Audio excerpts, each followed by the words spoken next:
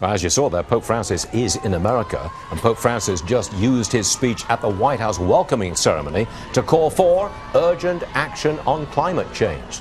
Let's go straight to Capitol Hill, where Senator John Barrasso is with us.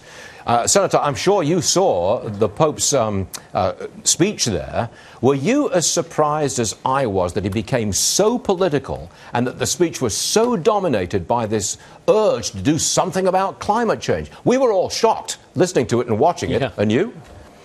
Well, Stuart, the Pope's going to have time tomorrow to a joint session of Congress to really get into the issues, and I hope that his speech tomorrow is positive, inclusive, respectful, and we'll see if he does get into political issues tomorrow in Congress. But it does seem that what the Pope has said is tied to what the Democrats have brought out yesterday, which is a bill very aggressive on climate change, which to me is one that actually hurts our economy. Well, the drives up energy costs. I'm sure you caught this, but the Pope came right out in his speech and said he approves of the initiative that President Obama has launched to reduce air pollution.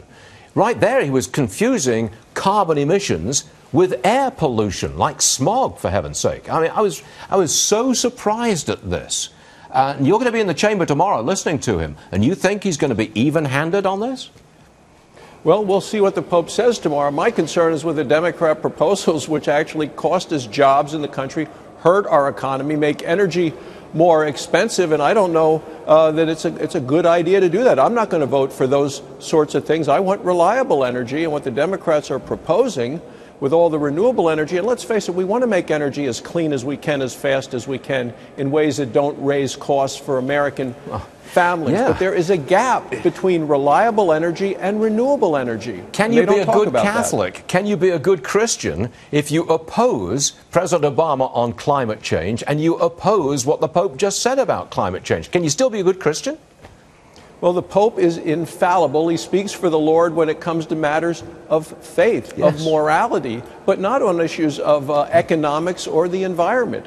So I'm going to continue to fight for jobs in our economy in Wyoming and deal with the things that affect people at home, which is the cost of energy, and anything that are being proposed by the president that raises energy costs, I don't think is good for our country. There is a reason that energy is called the master resource, and it's because it helps power our country, powers our economy, powers our military. And in a time when Russia and China are being so aggressive, Stuart, it's not the time to weaken America's economy or our military.